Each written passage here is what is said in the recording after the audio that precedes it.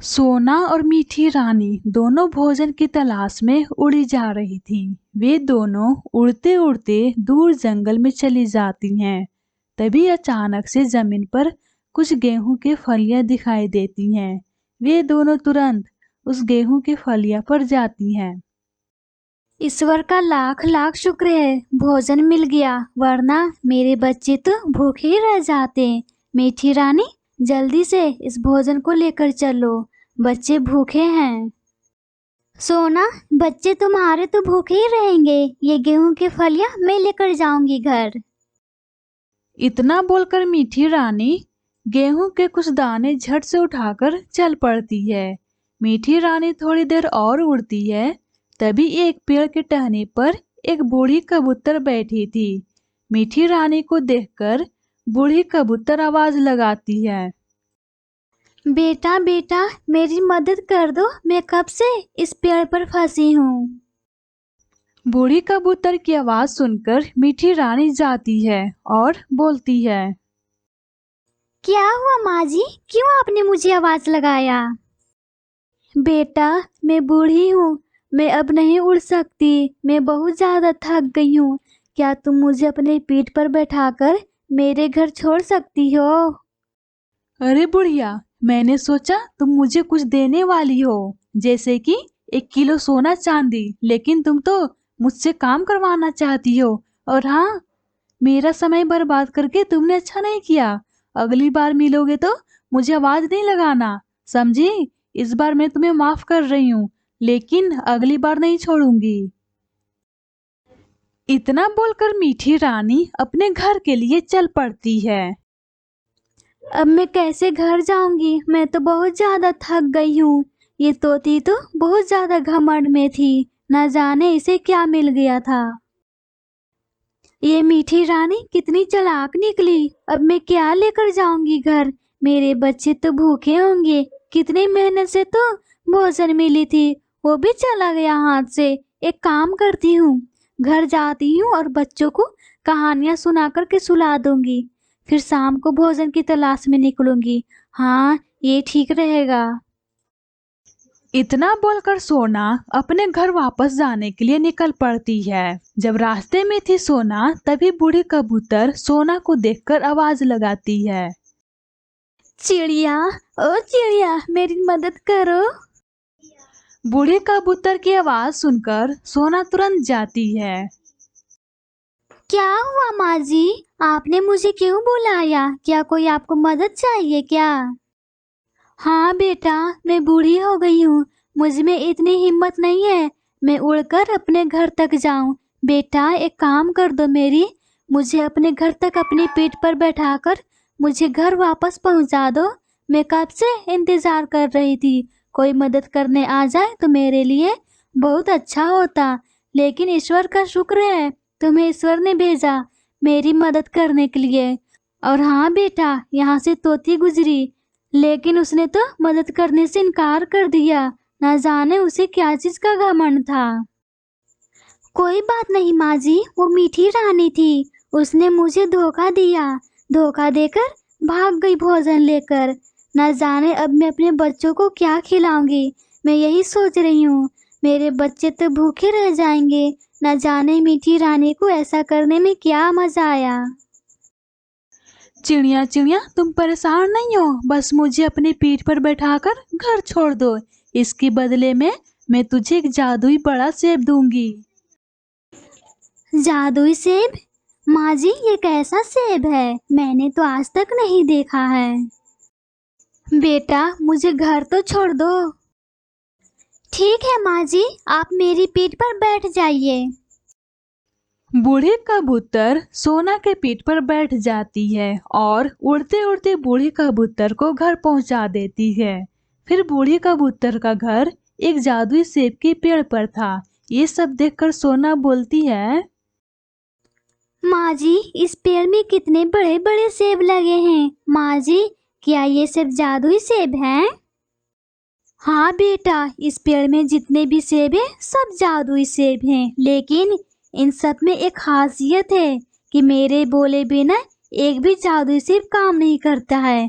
लेकिन तुम चिंता मत करो बेटा, इसमें से मैं एक सेब दूंगी, जो तुम मांगोगी वो सब मिलेगा। और हाँ, तुम्हारा शुक्रिया मुझे घर पहुंचाने के लिए। फिर बूढ़ी कबूतर सोना को सेब तोड़कर देती है। ये लो बेटा, आप आराम से इसे ले जाओ और अपने बच्चे को भरपेट भोजन खिलाओ। इसमें से जो भी तुम मांगोगी सब मिलेगा। फिर सोना जादुई सेब को लेकर अपने घर वापस आ जाती है। मामा मामा, आप इतने बड़े सेब कहाँ से लेकर के आई हो? मामा, आपको कहाँ से मिल गया इतने बड़े सेब? बेटा, ये मामूली सेब नहीं है, ये एक जादुई सेब है। इसमें से मैं जो भी मांगूंगी सब कुछ मिल जाएगा। और हाँ, इस जादुई सेब में एक खासियत है, मैं बोलूंगी तभी इसमें से कुछ भी निकलेगा, वरना नहीं निकलेगा। अच्छा, ये जादुई सेब है? तब जल्दी से मम्मा दे दो गाजर का हलवा, मुझे बहुत जोरों की भूख लगी हुई है। पता है मम्मा, जब आप भोजन की तलाश में गई थी, मेरे पेट में दर्द हो रहा था भूख से।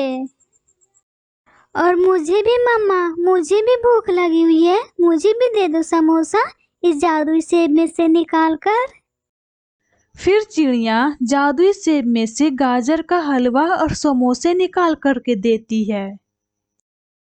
जादुई सेब, मेरे बच्चों के लिए गाजर का हलवा और समोसा दे दो। फिर जादुई सेब में से समोसा और गाजर का हलवा निकल जाता है। फिर बच्चे भोजन खाने लगते हैं। फिर रात हो जाती है। मम्मा मम्मा, क्या हम लोगों को पूरी जिंदगी इस जादुई सेब में से भोजन मिलता रहेगा? अगर ऐसा रहा मम्मा, तब तो हम लोगों की जिंदगी आसानी हो जाएगी। हाँ मेरी गुड़िया, हम लोगों को पूरी जिंदगी इस जादुई सेब में से भोजन मिलते रहेगा।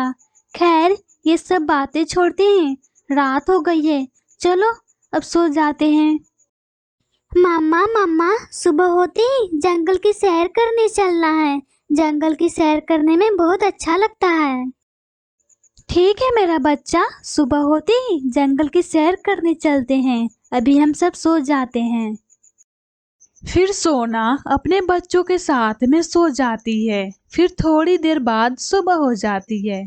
तभी उधर से मीठी रानी आती है। सोना, चलो भोजन ढूंढने। मीठी रानी, अब मुझे भोजन ढूंढने की कोई जरूरत नहीं है, समझी? और हाँ, तुमने उस बूढ़ी माँ जी की मदद नहीं की थी जब मैं रास्ते से गुजर रही थी। उस बूढ़ी माँ ने मुझे आवाज लगाया था। उसने मुझे एक जादुई सेब दी है, जिससे मैं भोजन आसानी से निकाल सकूं। और हाँ, तुम यहाँ से चली जाओ, मुझे नहीं जाना है तुम्हारे साथ भोजन ढूंढने। हाँ हाँ, जा रही हूँ। इतना गुस्सा क्यों कर रही हो? जैसे लग रहा है मैं तुम्हारा कुछ ले ली हूँ। इतना बोलकर मीठी रानी अपने घर जाती है और अपने पति मीठू तोता को सारी बात बताती है। मिट्ठू जी, मैं बर्बाद हो गई हूँ, लुट गई हूँ। अगर कल मैंने उस बूढ़े कबूतर की मदद कर देती तो उस चिड़िया की जगह मुझे मिला होता जादुई सेब। मिट्ठू जी, अब मैं क्या करूँ? मुझे भोजन ढूंढने में बहुत मुश्किल होती है। कितने जंगल जाकर के घूमती हूँ, तब जाकर थोड़ी भोजन मिलती है। मिट्ठू जी, अब मैं क्या करूँ? अरे पगली, इतना रो क्यों रही हो? अगर उस चिड़िया के पास जादुई सेब है तो क्या हुआ? अभी जाकर चुरा कर लाता हूँ। फिर हम दोनों पूरी जिंदगी मजे से बैठ करके भोजन खाएंगे। तब ठीक है, चलिए मिट्ठू जी उस चिड़िया के घर। और वैसे भी चिड़िया अभी जंगल की सैर करने गई है अपने बच्चों के साथ। फिर मीठी रानी और मीठू तोता दोनों चिड़िया के घर जादुई सेब चुराने चले जाते हैं और चुराकर अपने घर वापस आ जाते हैं। मिट्ठू जी, इस जादुई सेब में से गाजर का हलवा मांगिए। मुझे गाजर का हलवा बहुत ज्यादा पसंद है। ठीक है मेरी पत्नी, अभी मांगता हूँ इस जादुई सेब से गाजर का हलवा। जादुई सेब, जादुई सेब, मेरी पत्नी को गाजर का हलवा पसंद है। जल्दी से गाजर का हलवा दे दो।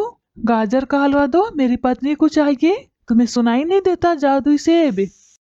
हाँ जादुई सेब, गाजर का हलवा दो, मुझे गाजर का हलवा खानी है। अरे मीठू जी, ये तो सुन ही नहीं रहा है, ये कैसा जादुई सेब है। इधर सोना अपने बच्चों के साथ जंगल की सैर करके वापस अपने घर आती है तो देखती है सोना की जादुई सेब गायब है। मम्मा मम्मा, अब हम लोग कहाँ जाएंगे जादुई सेब को ढूंढने? हमारे घर किसी ने आकर चुरा कर ले गया है, अब क्या करेंगे मम्मा? बेटा गुड़िया, तुम चिंता मत करो, सब ठीक हो जाएगा। जहाँ भी होगा हमारा सेब मुझे पुकारने पर आ जाएगा और साथ में उस चोर को भी लेकर आ जाएगा। अच्छा मम्मा, ऐसा है तब उस चोर को बुलाओ, मैं भी देखना चाहती हूँ कौन चोर है। अभी बुलाती हूँ अपने जादुई सेब को। जादुई सेब, जादुई सेब, जहाँ भी हो आप मेरे पास आ जाओ। और हाँ जादुई सेब, उस चोर को भी अपने साथ लेकर के आओ, मैं भी देखना चाहती हूँ तुम्हें कौन चुरा कर ले गया है। फिर क्या, सोना की बात सुनकर जादुई सेब उस चोर को साथ में पकड़कर लेकर आता है। फिर सोना के सामने सारा सच आ जाता है। ये देखकर सोना गुस्से से बोलती है, मुझे मालूम था मीठी रानी, तुम दोनों ही ने मेरा जादुई सेब चुराया होगा, लेकिन ये नहीं मालूम था तुम इतनी गिरी हुई निकलोगी। अभी मैं तुम दोनों को महाराज गंगाधर तोते के पास लेकर जाऊंगी, वही तुम दोनों को सबक सिखाएंगे। बहुत चोरियां तुम दोनों ने कर लिया है। चिड़िया, मुझे माफ कर दो, महाराज गंगाधर के पास मुझे मत लेकर जाओ, अब मैं कभी भी नहीं चोरी करूंगी, मुझे माफ कर दो। हाँ चिड़िया, मुझे माफ कर दो, हम दोनों को मत भेजो महाराज गंगाधर के पास। और हाँ, अगर इस बार हम दोनों में से कोई भी चोरियां की, हम दोनों को इस बार नहीं छोड़ना। मैं तुमसे भीख मांगती हूँ, हम दोनों को इस बार माफ कर दो चिड़िया, माफ कर दो। अब से ऐसा गलती बिल्कुल भी नहीं होगा। अच्छा अच्छा ठीक है, लेकिन अगली बार चोरियां मत करना, वरना इस बार मैं नहीं छोड़ूंगी। और हाँ, इस जंगल को छोड़कर हमेशा हमेशा के लिए तुम दोनों चले जाओ मेरी नजरों से, कभी भी सामने मत दिखाई देना। हाँ चिड़िया, हम दोनों चले जाएंगे इस जंगल को छोड़कर हमेशा हमेशा के लिए। फिर क्या, मीठी रानी और मीठू तोता दोनों इस जंगल को छोड़कर हमेशा हमेशा के लिए चले जाते हैं। और इधर चिड़िया अपने बच्चों के साथ खुशी खुशी से अपने जादुई सेब के साथ रहने लगती है।